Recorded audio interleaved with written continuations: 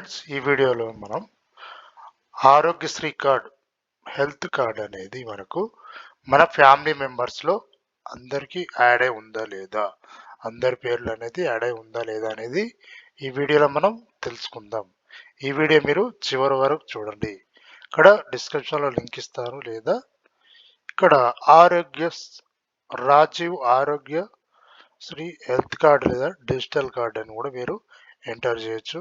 ఇక్కడ Rajiv Aarogyasri health care ఉంది కదా, క్లిక్ చేయండి. క్లిక్ చేశాక మీకు నెక్స్ట్ పేజ్ అయితే ఈ విధంగా రావడం జరిగింది.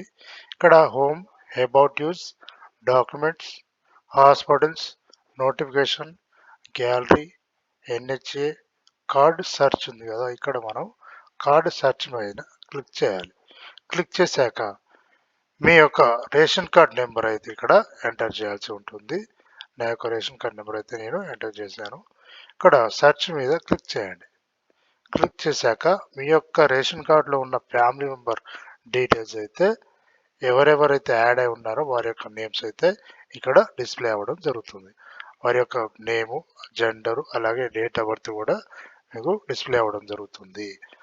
అయితే ఈ యొక్క ఎవరెవరి నేమ్ అయితే రావడం జరుగుతుందో వారు ఆరోగ్యశ్రీకి అర్హులు అన్నమాట.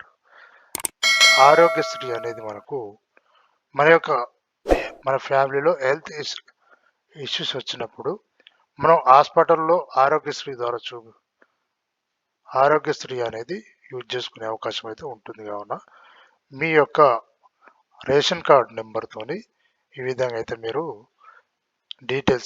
ఆరోగ్యశ్రీ డీటెయిల్స్ అయితే మీరు తెలుసుకోవచ్చు. అదేవిధంగా ఇక్కడ ప్రధానమంత్రి జన ఆరోగ్య యోజన పథకం కూడా ఈ యొక్క ఫ్యామిలీ మెంబర్ డీటెయిల్స్ వారికి కూడా యూజ్ అయ్యే అవకాశం ఉంటుంది. కావున ప్రతి ఒక్కరు కూడా మీ యొక్క ఫ్యామిలీ మెంబర్ డీటెయిల్స్ ఉన్నాయా లేవా అనేది మీరు తెలుసుకోవచ్చు. అవి యొక్క మీ యొక్క రేషన్ కార్డులో ఉన్న మెంబర్స్ మాత్రమే ఇది యాడ్ అయ్యే అవకాశం ఉంటుంది. కావున ప్రతి ఒక్కరు కూడా ఈ యొక్క రేషన్ కార్డ్ నెంబర్తోని ఆరోగ్యశ్రీ డీటెయిల్స్ అయితే తెలుసుకునే అవకాశం అయితే ఉంటుంది. ఓకే ఫ్రెండ్స్, ఈ వీడియో మీకు నచ్చితే లైక్ చేయండి, షేర్ చేయండి, సబ్స్క్రైబ్ చేయండి. Thank you.